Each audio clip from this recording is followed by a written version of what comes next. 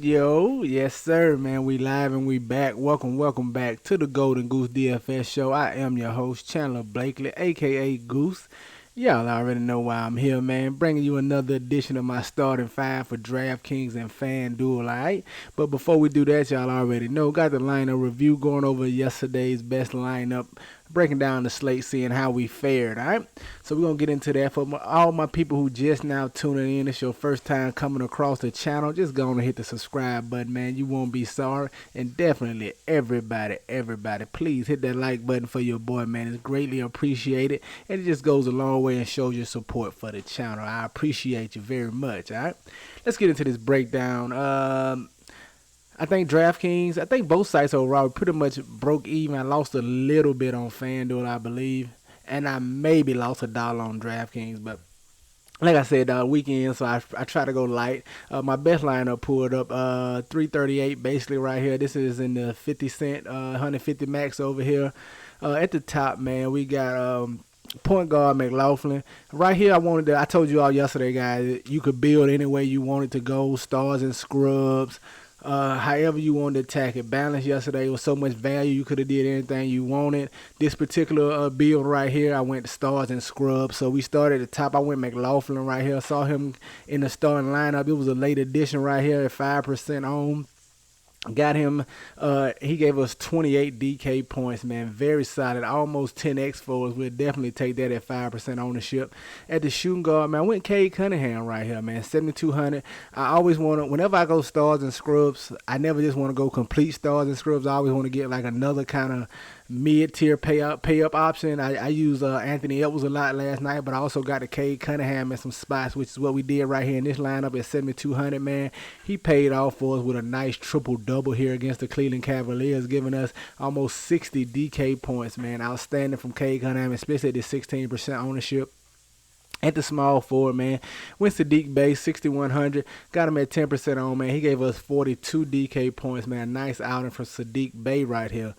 At my power forward, I went Marquise Chris. I told you guys yesterday on the video that Chris, Powell, and Kleber, all those guys were in play for the Dallas Mavericks. I knew they was going to need some size against this large Orlando Magic front court. I went Chris here because I was going stars and scrub bill. Got him right at 10% on, man. He returned over 10x for us, almost 11x for us, getting us 32 DK points right here from Marquise Chris. Very solid from him. At my center spot, I went Whiteside, man, at 27% on right here in this spot, 6,400. Gave us 28 DK points. He just been middling, man. I thought he could finally see a ceiling performance here against the Timberwolves, but it didn't quite come to fruition as they just got handled by the Timberwolves in this spot. At my other guard, everybody's favorite chalk yesterday, Trey Jones. I told y'all yesterday, man, one of the winning lineups we're going to have one of those Spurs in there, man. Trey Jones at 3K, I thought it was safe. You never know with Pop. He can never be trusted. But at 3K, I didn't mind playing for a guy to flat man. If you caught the starting five yesterday, you know I went Jones and Vassell. I ended up pivoting away from Keldon Johnson, changing my mind a little bit. I still had him a lot at some spots. But Trey Jones right here, 68% on. He gave us 32 DK points, man. Very nice outing for him. And my primary pay-up option, the guy that failed me yesterday, I had too much Giannis here, man. I got him at 40% on, 41% on pretty much in this contest. I had a lot of Giannis yesterday. He was my favorite pay-up option, and he was the least of the pay-up options, man. Doncic and Jokic outperformed him. He only gave us 47 DK points here at this spot as the Bucks got absolutely crushed by the Nuggets. Did not see that one coming. If anything, I would have said that would have been the other way around with the Nuggets being so short-handed over there. But, yeah, they got crushed, man. Giannis never quite got it going. He dropped us almost 30 real life points. Just didn't have the peripherals to go with it. They just got handled by the Nuggets here in this spot. And then finish out the lineup, man. I went Karl Anthony Towns down here. Got him at 26% on. He put up a 69 burger right here. Monster game right here from Karl Anthony Towns as he's turned in a triple-double as well, man.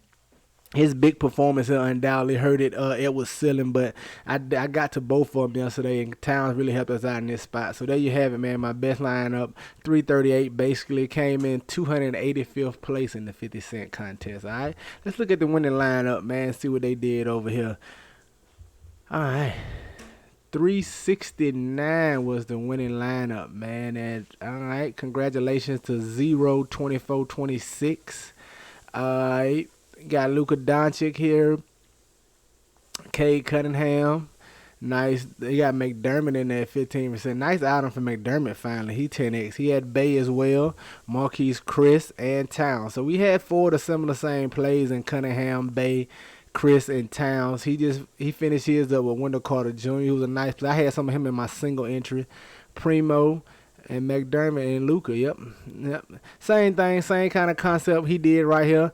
Stars and scrubs with a medium pay up option in there. Except he instead of Greek, he went Luka. That's the main difference. So if I just swap out Greek for more Luka yesterday, we definitely probably could have had a higher finish. But congrats to my man right here, 02426. Let's go look at Fanduel. Now Fanduel, I did something different yesterday, man. As y'all know, I'm working two jobs, trying to work my way to professional status, trying to get up there with the Sharks, the 150 Maxers.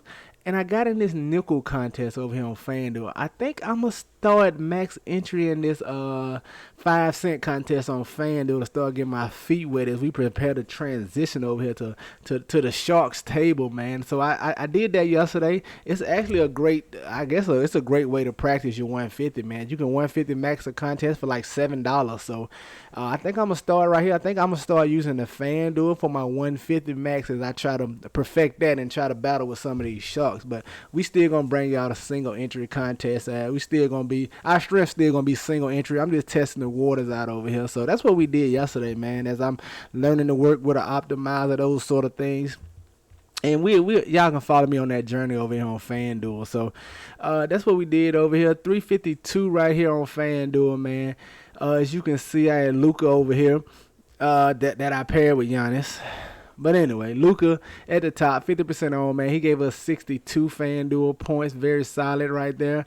Mike Conley got him at 17%. He finally had a solid outing. I wouldn't say nothing to write home about, but solid for his price tag yesterday. 38 FanDuel points.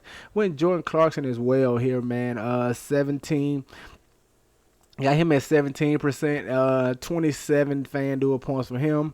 Dorian Finney-Smith right here is 26% on. Gave us 20 FanDuel points. Giannis Antetokounmpo, once again, same thing over on FanDuel. I was just high on Giannis yesterday. High on Giannis, high on and my optimizer. I was high on all the pay-up options on FanDuel. I liked all of them, but Giannis was my favorite by far, and he let us down 62%, man. He only gave us 48 FanDuel points. At my small forward, man, stayed with Sadiq Bey over here, 19%. He gave us 42 FanDuel points, very solid. And if you can see right here with my two power forwards, I went Powell and Chris in this particular one. Like I said, I told y'all yesterday, I had no problem with y'all playing two of them together. I said Kleber and Powell. At this one, I went Powell and Chris, man. I was overweight to the field, I guess, on Marquise Chris, Powell, and Kleber yesterday. Powell and Kleber really let me down. Marquise Chris ended up being the guy, so I probably should have got a little more of him. 3% on, man. He gave us 38 FanDuel points, man. Monster item from Chris. And then finishing, I went Karl Anthony Towns over here, man. Superstars and scrubs, as you can see with this build. He gave us 64 FanDuel points at 13% on, man. So 352 is my best lineup over here. Let's look at the winning lineup and see what they did different from us. All right, Roddy Mizzle, 408 with the winning lineup, man. Let's see what he did here. Had Chris Paul at the top, 17%. Okay. Trey Jones over here, Luka, Drew Holiday, Mikal Bridges. All right, so he went a little more balanced. Two pay-up options, and then, two in a kind of a mid-tier, and Chris Paul right here. He went a little more balanced. Nice build, though. Nothing out of the ordinary. Mikal Bridges really set him apart. Getting to that play right there. How much was Mikal Bridges? 6,100 over there? Yeah, that definitely set him apart right there. That Mikal Bridges ended up being a nice play. He had Marquise Chris right along with me, so Chris, Bay, Luka, we along the same lines, man. Just got to get a little more diversity in my lineups here, but very solid. Congrats to Roddy Mizzle right here, all right? Now, enough of that, man. Let's get to today's. We got a nice 8 game slate over here across both sites, man. And we already gonna be waiting on some injury news once again, seeing who in and who's out. Hopefully, nothing drastic comes out that changes the slate, even though it probably will.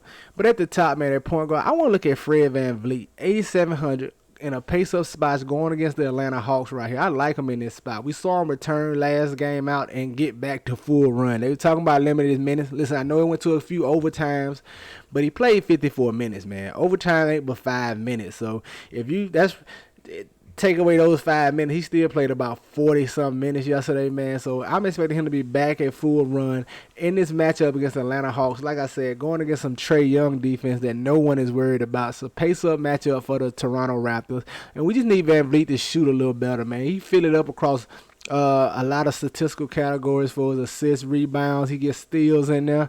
Well, he just really struggled with his shot in that last game out against the Heat. Hopefully he gets it back going after the layoff here in this spot against the Atlanta Hawks. But I like him at his 8,700 price tag. Come in and shooting guard, man. I'm going to go back to that Klay Thompson train, man.